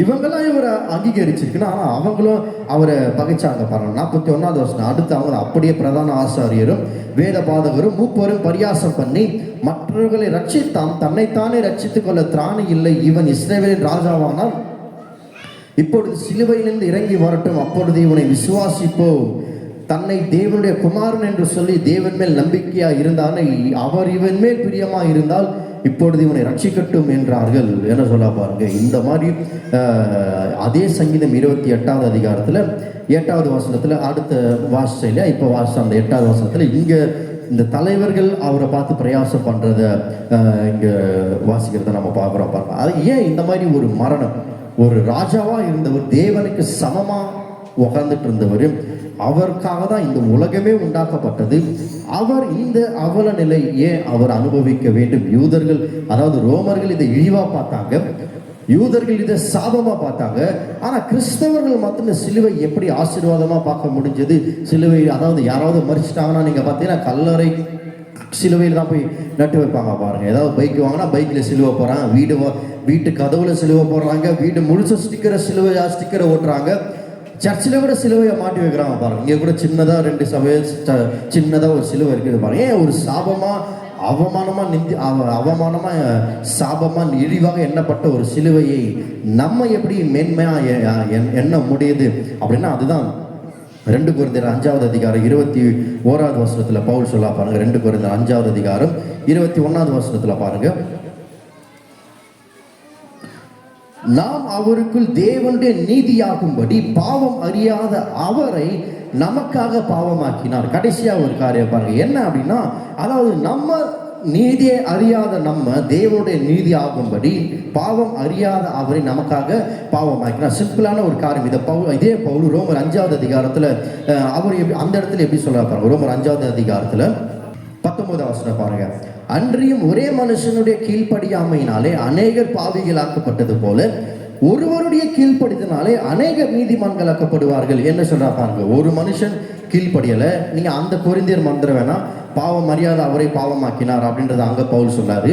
அப்போ சிலுவை மரணம் பழைய ஏற்பாட்டினுடைய நிறைவேறுதலா அப்படின்னு கேட்டீங்கன்னா அது நிச்சயமா ஆமாம். ஏன் அப்படின்னா, எதற்காக இந்த ஜனங்கள் எல்லாரும் காத்துக்கிட்டு இருந்தாங்களோ அந்த காரியம் இங்க நிறைவேறுது. என்ன, எல்லாருமே தேவனை விட்டு விலகி போயிட்டாங்க. இப்ப தேவனிடத்துல எல்லாரையும் கொண்டு வந்து சேர்க்கணும். அதற்கு என்ன பண்ணணும்னா, ஒரு பாவ நிவாரண பலியாக ஒரு பலி செலுத்த வேண்டும். அந்த பலி ஒரு மிருகமாகவோ ஒரு பறவையாகவும் இருக்க முடியாது. ஏன்னா அதனுடைய ரத்தங்கள் எல்லாம் ஒட்டுமொத்த உலகத்தின் பாவத்தையும் சுமந்து தீர்க்க முடியாது. ஒரு மனுஷனுடைய ரத்தம் கூட பாவத்தை சுமந்து தீர்க்க முடியாது. பாருங்க, எல்லாருமே பாவிகளாக இருக்காங்க. இயேசு இந்த பூமியில பிறக்கும் பொழுது பாவம் இல்லாம பிறந்து வந்ததுனால அவர் ஒருவர் ரத்தம் சிந்தி மறிக்கிறதுனால தான் எல்லாருடைய பாவத்திற்கு விமர்சனம் கிடைக்கும்ங்கிறது தேவனுடைய நீதி. பாருங்க, அதுதான் இங்க பவுல் சொல்லி காட்டுறாரு. அன்றைய ஒரே மனுஷனுடைய கீழ்ப்படியாமையினாலே அநேகர் பாவிகளாக்கப்பட்டது போல, அதாவது இயேசுடைய மரணத்துக்கு முன்னாடி ஒரு குழந்தை பிறக்குது அப்படின்னா அந்த குழந்தை பாவியா தான் இருக்குது. அந்த குழந்தை எதுவுமே தெரியாது. நம்ம நினைக்கலாம், அந்த குழந்தைக்கு ஏதாவது தெரியுமா, இது நல்லது இது கெட்டதுன்னு ஏதாவது தெரியுமா? எதுவுமே தெரியாது, பேசவே வராது, யோசிக்க கூட தெரியாது. பாருங்க, அந்த குழந்தை எப்படிப்பட்ட குழந்தையா இருக்குதுன்னா, இயேசுவின் சிலுவை மரணத்துக்கு முன்னாடி வரைக்கும், இயேசு விசுவாசியாத வரைக்கும் அந்த குழந்தை பாவியாக தான் எண்ணப்படுது தேவனுடைய பார்வையில. பாவி. ஏன் அப்படின்னா, ஒருவனுடைய பாவத்தின் நிமித்தம், ஒரு ஆதாம் பாவம் செஞ்சதுனால, அவனுடைய கீழ்ப்படியாமைனாலே எல்லாருமே பாவிகளாக ஆக்கப்படுறாங்க. பாருங்க, இது எப்படி, ஒருத்தர் நல்லவனா இருந்தா கூட பழைய ஏற்பாட்டு காலத்தில் அவன் பாவியா தான் இருக்கிறான், அவன் நீதிமானா மாறல. அதுதான் இந்த வசனத்துல சொல்றாரு பவுல், எல்லாருமே பாவிகள், எல்லாருமே பாவிகள். தேவனுடைய பார்வை ஒருத்தர் நீதிமானா கிடையாது. ஒரு மனுஷனுடைய கீழ்ப்படியாம அவனுடைய வித்துனால வந்ததுனால ஒவ்வொரு மனுஷனும் எல்லாருமே பாவிகளாக தான் இருக்கிறாங்க. இது நம்மளால் ஏற்றுக்கொள்ளவே முடியாது. பாவமே செய்யாத ஒரு குழந்தை எப்படி நம்ம பாவின்னு சொல்ல முடியும் அப்படின்னா, அதுதான் ஒரு நீதி. பாருங்கள், இது இன்னொரு விஷயத்த சொல்றேன். அது தொடர்ந்து அடுத்து பவுல் சொல்ற, ஒருவருடைய கீழ்ப்படிதலினாலே அநேக நீதிமான்களாக்கப்படுறாங்க. இது என்ன சொல்ல வருது? ஒருத்தர் இயேசுவை விசுவாசிச்சதுக்கு அப்புறம் அவர் கீழ்ப்படிஞ்சதுனால மரண பரியந்த, சிலுவையின் மரண பரியந்த தம்மை தாழ்த்தி ஒப்பு கொடுத்தார். பாருங்க, அவருடைய கீழ்ப்படிதலின் நிமித்தம் அவருக்கு அப்புறம், சிலுவைக்கு அப்புறம் யார் யாரெல்லாம் இயேசு விசுவாசிச்சாங்களோ அவர் எவ்வளவு பெரிய பாவியா தான் நீதிமானாக தான் தேவன் பார்க்கிறார். அப்போ இது எப்படி பாருங்க, இதுதான் தேவனுடைய நீதி. பாருங்க, அது நம்மளால சிலரால இதை ஏற்றுக்கொள்ளவே முடியாது. முதல்ல அதை ஏற்றுக்கொள்ள முடியல. பாவம் செய்யாத ஒரு குழந்தை எப்படி பாவியாக எண்ணப்பட்டது, அது அப்படிதான் ஆதமுடைய வித்து வந்ததுனால அது எல்லாமே பாவிதான். பாருங்க, அப்போ இயேசு விசுவாசித்ததுக்கு அப்புறமும் ஒரு மனுஷன் எப்படிப்பட்ட ஒரு நிலைமையில இருந்தாலும் நீதிமானா பார்க்கறாங்க, தேவன் பார்க்கிறாரு. அது எப்படின்னா, அதுவும் தேவனுடைய கிருபை தான். பாருங்க, என்ன, அதுதான் 2 கொரிந்தியர் 5வது அதிகாரம் 12வது வசனத்துல வாசிச்ச, பாவமே அறியாத அவரை பாவமாக்கினார். எப்படி, அது எப்படிங்க முடியும்? பாவம் செஞ்சவன பாவின்னு சொல்லலாம், பாவமே அறியாத அவரை எப்படி பாவமா மாற்ற முடியும் அப்படின்னு கேட்டீங்கன்னா, அதுதான் தேவனுடைய ஒரு திட்டம். பாருங்க, அதுதான் தேவனுடைய, பாவமே அறியாத ஒரு பலிதான் பாவத்திலிருந்து விமர்சனம் கொடுக்க முடியுங்கிறது தான் தேவனுடைய திட்டம். இந்த திட்டம் எப்போ வந்தது? வெளிச்சம் உண்டாக கடவுதுன்னு சொன்னார். அதுக்கு முன்னாடியே இந்த திட்டத்தை ஏற்படுத்தினார். அதான் வெளிப்படுத்தி 1வது அதிகாரத்தில் வாசிக்கிறோம், உலக தோற்றத்திற்கு முன்பாக அடிக்கப்பட்ட தேவ ஆட்டுக்குட்டி அப்படின்றத யோவான் எழுதுறாரு. பாருங்க, அப்போ என்ன, இந்த திட்டம் பாவம் செஞ்சதுக்கு அப்புறமா வரல, தேவன் முன்னாடி ஏற்படுத்திட்டாரு. பாவமே செய்யாத ஒரு குழந்தை பாவியாக பார்க்கப்படுறது எவ்வளவு கொடுமையான ஒரு விஷயம். ஆனா சிலுவை மரணத்துக்கு அப்புறமும் நீதே அறியாத ஒவ்வொருவரும் நீதிமான நீதிமான்களாக பரிசுத்தவான்களாக தேவனுடைய பார்வையில் நம்ம பார்க்கப்படுகிறோம். நம்ம எந்த நிலைமையில இருந்தால், எவ்வளோ மோசமான நிலைமையில இருந்தாலும், அந்த கள்ளன் எப்படி மனம் திரும்பி இயேசுவினிடத்துல வந்து அவனுடைய பாவத்தை அறிக்கை செஞ்சு அந்த மனம் திரும்பல ரட்சிப்பை ஏத்துக்கிறான் பாருங்க. அந்த மாதிரி நம்ம மனம் திரும்பி இயேசுவினிடத்துல வந்து நம்ம பாவங்களை மன்னிப்பு கேட்டதுக்கு அப்புறம் நம்ம பாவங்கள் மன்னிக்கப்பட்ட பிறகு நம்மளை தேவன் பாவியாக பார்ப்பது கிடையாது. பாவமே அறியாத அவரை பாவியா மாற்றுறது போல நீதியே அறியாத நம்மை தேவன் நீதிமானாகவே பார்க்கிறார், நீதிமான்களாகவே பார்க்கிறார். நம்ம எல்லாருமே தேவனுடைய பார்வையில பாவிகள் கிடையாது, பரிசுத்தவன்களா இருக்கிறோம். செத்ததுக்கு அப்புறம் பரிசுத்தம் வர்றதில்லை, இந்த நாள்லயே நம்ம பரிசுத்தமா இருக்கிறோம், பரிசுத்தவான்களா கர்த்தர் நம்மளை மாத்திருக்கிறோம். அதுதான் தேவனுடைய அநாதை திட்டம் பாருங்க. பாவமே அறியாத ஒரு குழந்தை பாவின்னு சொல்றது ஒரு கொடூரமான ஒரு விஷயம். அப்படின்னா நீதியே அறியாத நம்மை நீதிமான்களா மாத்துறார். அப்படின்னா அதுக்கு என்ன ஒரு காரணம்னா, சிலுவையில இயேசு மரிச்சது தான் பாருங்க. இயேசு சிலுவையில மரிச்ச ஒரு காரணம் தான் நீதியை அறியாத நம்மை தேவன் நீதிமான. நீ தொடர்ந்து அந்த ரோமர் 5ஆம் அதிகாரத்தில் நீங்கள் வாசிங்கன்னா தெளிவாக நமக்கு அதை பவுல் எழுதுறாரு பாருங்க. அந்த பாவமே அறியாத நாம் அவர் பாவமாக்கப்பட்டது போல நீதியை அறியாத நாம் நீதிமான்களாக தேவனுக்கு முன்பாக மாற்றப்பட்டிருக்கிறோம். அப்போ இயேசு சிலுவையில் வெறும் பாவத்துக்காக சாபத்துக்காக மாத்திரம் மரிக்கல, நம்மை தேவனுடைய கோபாக்கினையிலிருந்து விடுவித்துக் கொள்வதற்காக தான் இயேசு சிலுவையில் மரிச்சிருக்கிறா பாருங்க. அதாவது என்னன்னா, தேவ கோபாக்கினை பாவத்தின் சம்பளம் மரணம். பாவம் செய்கிற ஆத்மா சாகும் பாருங்க. சாகும்னா நம்ம கண்ணமடி சாகுறதுல நரகத்தை தான் மரணம் அப்படின்றத குறிச்சு. பாவம் செய்கிற ஒரு மனுஷன் நரகத்துக்கு தான் போறதுக்கு 100% வாய்ப்பு இருக்குப்பா. அதான் தேவனுடைய நியதி பாருங்க. ஆனா எப்போ இந்த இயேசு வந்து பாவத்துக்காக மரிச்சாரோ அப்போ என்ன ஆயிருக்குன்னா, இந்த மரணத்திற்கு நேராக போய்கொண்டிருக்கிற மனுஷர்கள் எல்லாமே தேவனுக்கு நேராக ஜீவனை அடையும்படியாக இயேசு மாத்திருக்கிறார் பாருங்க. அதுதான் இந்த அதே ரோமர் 5ஆம் அதிகாரம் 16ஆவது வசனத்துல வாசிக்கிற பாருங்க. மேலும் ஒருவன் பாவம் செய்ததினால் உண்டான தீர்ப்பு தேவன் அருளும் ஈவுக்கு ஒப்பானதல்ல. அந்த தீர்ப்பு ஒரே குற்றத்தை நிமித்தம் ஆக்கினைக்கு ஏதுவாயிருக்கிறது. கிருபை வரமோ அநேக குற்றங்களை நீக்கி நீதி விளங்கும் தீர்ப்புக்கு ஏதுவாயிருக்கிறது. ஒருத்த பாவம் செஞ்சதுனால அவனுடைய பாவத்தினால மரணம் நரகம் தான் வந்தது. ஆனால் தேவன் தம்முடைய நீதி விளங்க தம்முடைய குமாரனே நமக்காக ஒப்பு கொடுத்தாரு பாருங்க. அது கிருபையின் வரம் என்ன பண்ணுது அப்படின்னா, அது நீதி விளங்க தீர்ப்புக்கு ஏதுவாயிரு குற்றங்கள் நீங்கி, நம்முடைய எல்லா குற்றங்கள் நீங்கி நம்ம நீதிமான்காய் வாழ்றதுக்கு தேவன் அந்த இடத்துல ஒரு தீர்ப்பை எழுதுறாரு. என்னைக்கு இயேசு சிலுவையில மரிச்சாரோ அந்த சிலுவை விசுவாசிக்கிற ஒவ்வொரு விசுவாசியும் நீதிமான்கள் அப்படின்ற ஒரு தீர்ப்பை தேவன் அந்த இடத்துல எழுதுறாரு பாருங்க. இனி நாம் தேவனுடைய பார்வையில பாவிகளாக பார்க்கப்படுவதில்லை, நாம் ஒவ்வொருவரும் நீதிமான்களாக இருக்கிறோம். அது மாத்திரமில்லை, நீதிமான்கள் அப்படின்னா தேவன் நம்ம மேல் அன்பு. அதான் யோவான் 3:16 பாருங்க. எல்லாருக்கும் தெரிஞ்ச ஒரு வசனம். தேவன் தம்முடைய ஒரே பேரான குமாரனை விசுவாசிக்கிறவன் எவனோ அது யாரா வேணா இருக்கலாம், அவன் கெட்டு போகாமல் இந்த மரணம் நரகத்துக்கு போகாமல் நித்திய ஜீவனை அடையும்படிக்கு அவரை தந்தருளி இவ்வளவாய் உலகத்தில் அன்பு கூர்ந்தார். ஏன் இந்த அளவுக்கு கர்த்தர் அன்பு கூர்ந்தார்னா நமக்கு தெரியாது. ஆனால் எப்படி அன்பு கூர்ந்தார்ன்றதை பார்த்தோன்னா, தம்முடைய சொந்த குமாரனே கொடுத்து என்ன பண்ணிருக்காராம், நரகத்துக்கு நேராக போயிட்டு இருக்க மாந்தர்களை தம்முடைய ராஜ்யத்துக்கு நேராக திருப்பி விடுகிறார பாருங்க. இதுதான் தேவனுடைய அன்பு பாருங்க. இந்த அன்பை நம்ம ஏதோ ஒரு விதத்தில் தவறு இருக்கலாம் பாருங்க. இன்னைக்கு நமக்கே சந்தேகம் வந்துடும், நான்லாம் பரலோகத்துக்கு போவானா, என்ன கர்த்தருக்கு பரலோகத்துக்கு கூட்டிட்டு போவாரா அப்படின்றது. அப்போ நீங்க நினைப்பு வச்சுக்கொள்றது தேவனுடைய அன்பு. தேவன் தம்முடைய சொந்த குமாரனை எதுக்கு கொடுத்தாரு? நம்மள நரகத்துக்கு போறதுக்காக அவர் தரல, அவர்கள் கெட்டு போகாமல் நித்திய ஜீவனை அடையும்படிக்கு நம்ம எல்லாரும் தேவனிடத்துல போய் சேரும்படிக்கு அவரையே தந்தர்லி இவ்வளவாய் உலகத்தை அன்பு கூர்ந்தார் அப்படின்றத யோவான் சொல்றாரு பாருங்க. அது மாத்திரம் இல்லாம வெளிப்படுத்தின விசேஷத்துல அவர் எழுதுறாரு, அதாவது ஒருவரும் எண்ணக்கூடாத அளவுக்கு திரளான ஜனக்கூட்டம், ஜாதியாகவும் இனமாக ஜனங்கள் எல்லாருமே வந்து சேர்ந்தாங்களாம் பரலோகத்தில். அப்படி ஒரு கூட்டம் இனிமே நடக்க போறதை யோவான் எழுதுறாரு பாருங்க. ஒருவரும் எண்ணக்கூடாத அளவுக்கு அவ்வளவு திரள் கூட்டம் இருக்குதா பாரு. ஆனால் சிலர் சொல்ற விஷயத்தை பார்த்தா பரலோகத்துல தான் 10 பேர் தான் இருப்பாங்க, நரகத்துல தான் நிறைய பேர் இருப்பாங்க மாதிரி இருக்குது பாருங்க. இன்னைக்கு ராத்திரி கர்த்தர் வந்தா உன்னால போக முடியுமா? அப்படின்ற கேள்விகள் எல்லாரும் கேட்பாங்க. நான் சொல்றேன், இயேசுவை நீங்க விசுவாசிக்கிறீங்கன்னா அவருடைய மரணத்தினால நீதே அறியாத நீங்கள் நீதிமானா ஆக்கப்படுறது எப்படியோ அது போல இன்றைய ராத்திரி அவர் வருவாரானால் உங்களை நிச்சயமா கொண்டுட்டு போவாரு. நம்ம நிச்சயமா அவருடைய பிரசனத்துல போய் நிற்போம் பாருங்க.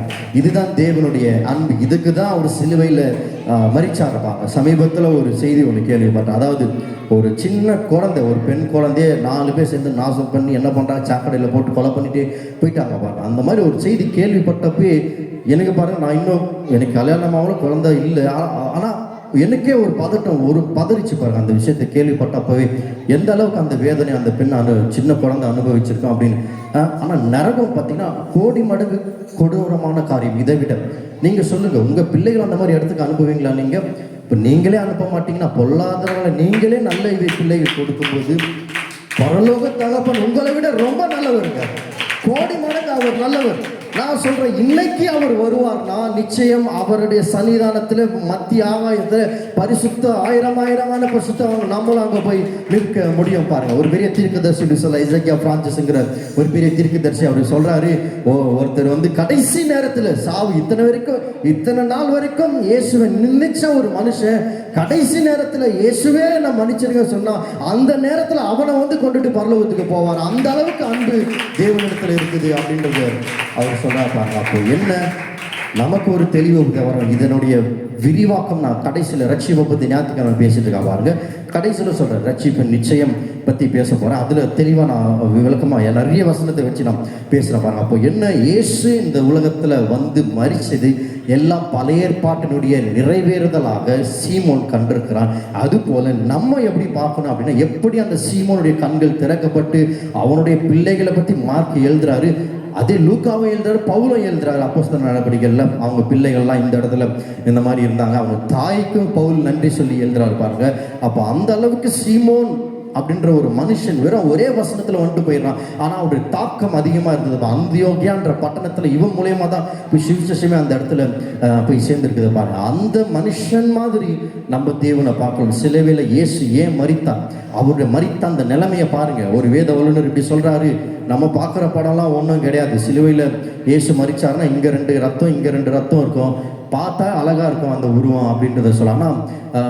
இயேசு மரிச்சதை யாராவது பார்த்தா நல்ல மனதிடமுள்ள ஒரு ஆம்பளையாக இருந்தாலும் 2 நாளைக்கு தூங்க மாட்டான் அப்படின்றத சொல்கிறேன். ஏன்னா அந்த அளவுக்கு அவர் சரீரம் முழுவதுமாக ரத்தத்தில் முக்கி எடுத்த ஒரு மனுஷன் எப்படி இருப்பானோ அந்த மாதிரி சிலுவையில் தொங்குறாரு. கையில் காலில் ஆடி உடம்பு ஃபுல்லாக கிழிஞ்சு தொங்குதான், தோல் சதைகள்லாம் கிழிஞ்சு தொங்குதான். கடைசியில் விழாவில் எடுத்து கொடுத்தமோ தண்ணி, கடைசி சொட்டு ரத்தமோ தண்ணீரும் வருதான் பாருங்க. அந்த நேரத்தில் இவர் தீர்க்க தரிசனத்தை நிறைவேற்றுறாரு பாருங்க. அவ்வளவு வேதனையின் மத்தியிலும் தாகமாக இருக்கிறேன்னு சொல்லி ஒரு தீர்க்க தரிசனம் நிறைவேற்றுறாரு. வஸ்திரங்களை பங்கிட்டு கொள்வார்கள் சொல்ற தீர்க்க தரிசனம் நிறைவேறுது. கடைசியாக உரைத்த சத்தமாக விட்டு என் பிதாவே என் கையில் உடைய ஆவியை ஒப்புவிக்கிறேன்னு சொல்லிட்டு உரைத்த சத்தம். ஒரு சிலுவையில் ஒரு உயிர் போகிறத நீங்கள் பார்த்துருந்தீங்கன்னா அந்த சம்பவம் உங்களுக்கு தெரியும் பாருங்க. உயிர் போகும்போது எப்படின்னா நான் பார்த்துருக்குறேன் பாருங்க. அதாவது ஒரு மனுஷனோட உயிர் இல்லை, ஒரு மிருகத்தோட உயிரை போகிறத நான் பார்த்துக்கிறேன். எங்கள் வீட்டில் நாய் வளர்த்துக்கு மருந்து வச்சுட்டாங்க.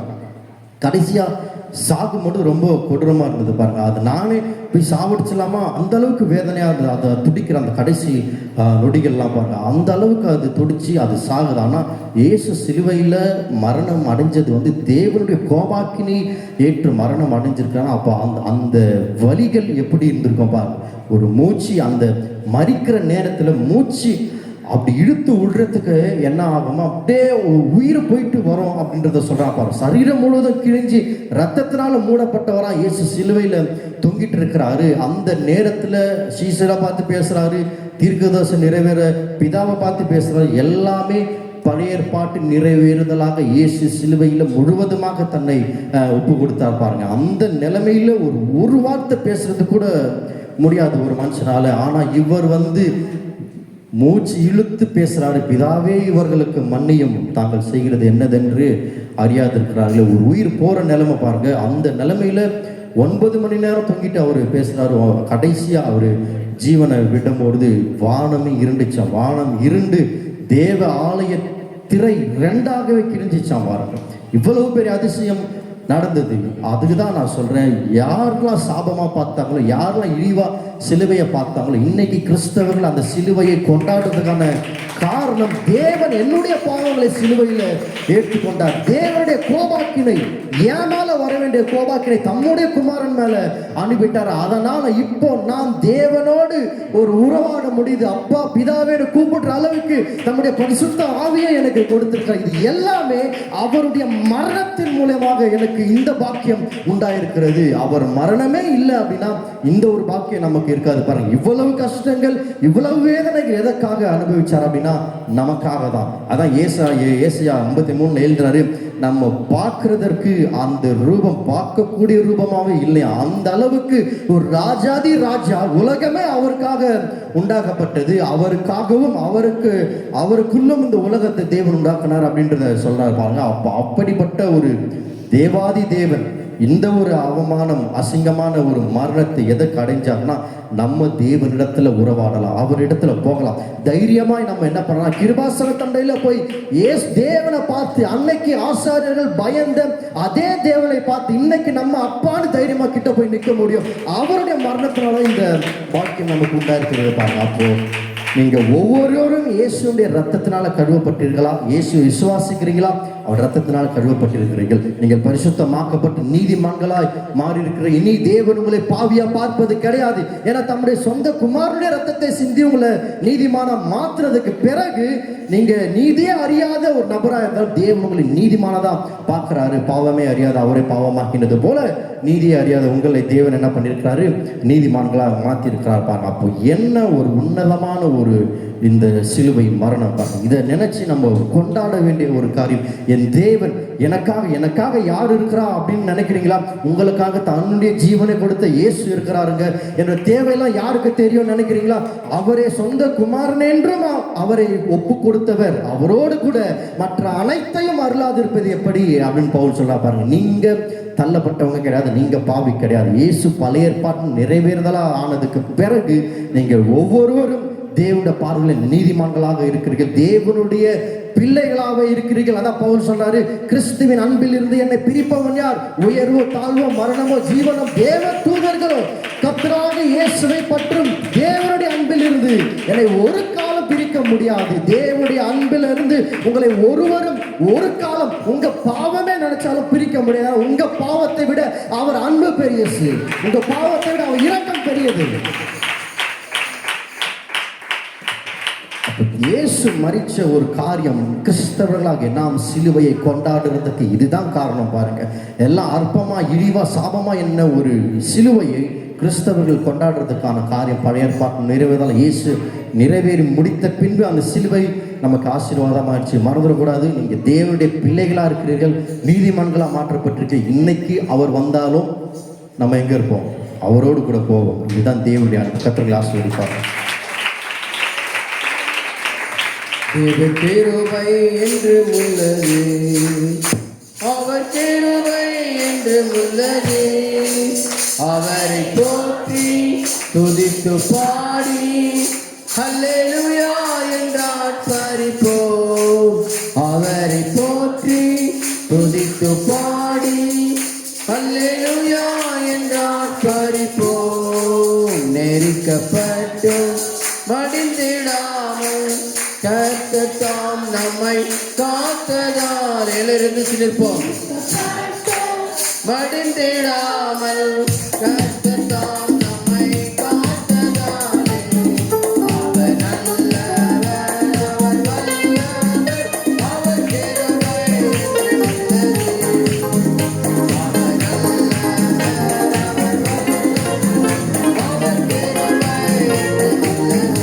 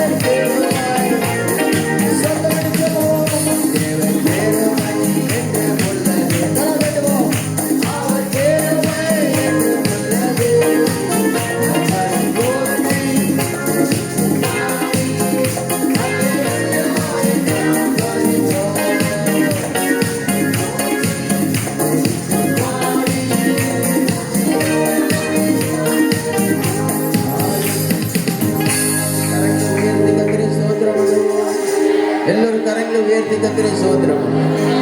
கர்த்தர் நமக்காக பெரிய காரியங்களை அவர் செய்திருக்கிறார். எனக்காக செய்திருக்கிறார், உங்களுக்காக செய்திருக்கிறார். கர்த்தர் செய்தவைகள் பெரியவைகள். இந்த உலகத்தில் நம்மை மீட்டிருக்கிறார். பரலோகத்திற்கு பங்குள்ளவரான மாற்றி இருக்கிறார். இயேசு பாடுகள், இயேசு மரணம், இயேசு உயிர்த்தெழுதல், நான் அப்படிப்பட்ட பாக்கியத்தை நமக்கு கொடுத்திருக்கிறது. கர்த்தரை கர்த்தரை ஸ்தோத்திரம் பண்ணுவோம். Praise Jesus, thank you Lord. நன்றி நன்றி நன்றி நன்றி. துதியுங்கள், அவர் நல்லவர், அவர் கிருபை என்றும் உள்ளது. கர்த்தரை கர்த்தரை ஸ்தோத்திரம் பண்ணுவோம். பிதாவாகிய தேவனை ஸ்தோத்திரிப்போம். ஆண்டவராகிய இயேசுவை ஸ்தோத்திரிப்போம். நல்ல பிதாவே, இந்த விசேஷித்த நாளுக்காக உமக்கு நன்றி செலுத்துகிறேன். இன்றைக்கு உலகமே நீ சிலுவையிலே மரித்து இரத்தத்தை சிந்தினீர், ஜீவனை விட்டீர் என்று அறிக்கையிட அரசாங்கமே விடுமுறை கொடுத்திருக்கிறது. காரணம், இந்த உலகத்தில் வந்தார், வாழ்ந்தார், மரித்தார், மூன்றாம் நாளிலே உயிரோடு எழுந்தார். ஹல்லேலூயா, thank you. இந்த இடத்துல வந்திருக்கிற ஒவ்வொருவரையும் நீர் ஆசீர்வதிப்பீராக. அந்த புதிய பலனை கொடுப்பீராக, ஆரோக்கியத்தை கொடுப்பீராக, நன்மையினால் நிரப்புவீராக, கிருபையினால் நிரப்புவீராக, தொடர்ந்து காத்துக் கொள்வீராக. நாளை மறுநாள் நடக்க போகிற உயிர்த்தெழுந்த ஆராதனைக்காக, ஞானஸ்நான ஆராதனைக்காக, பரிசுத்த பந்தி ஆராதனைக்காக ஜெபிக்கிறேன். ஒவ்வொன்றையும் ஆசீர்வதி, அன்பின் ஆகாரத்தை ஆசீர்வதி. ஞானஸ்நானம் எடுக்கிறவர்களை கொண்டு வருவீராக, தடையெல்லாம் ஜெயிப்பீராக, நாம் மயப்படுவதாக. கர்த்தர் நல்லவர், எல்லாவற்றையும் நீரை பொறுப்படுத்தும். இயேசு நாமத்தில் கிடைக்கிறேன் நல்ல பிதாவே, ஆமென் ஆமென். என் ஆத்துமாவே கர்த்தரை ஸ்தோத்திரி, என் முழு உள்ளமுடைய பரிசுத்த நாமத்தை ஸ்தோத்திரி. என் ஆத்துமாவே கர்த்தரை ஸ்தோத்திரி. கர்த்தர் செய்த சகலவால் மறவாதே. Now may the grace of Lord Jesus Christ and the love of Father and the communion of the Holy Spirit be with you all. Amen. நம்முடைய கர்த்தராகிய இயேசு கிறிஸ்துவின் கிருபையும், பிதாவாகிய தேவனுடைய அன்பும், பரிசுத்தாவிய ஐக்கியம் நம் அனைவரோடும் சகல பரிசுத்தங்களோடும் கர்த்தர் ஒருவரோடு தங்கியிருப்பதாக. ஆமென். என் ஆத்துமாவே கர்த்தரை ஸ்தோத்திரி, என்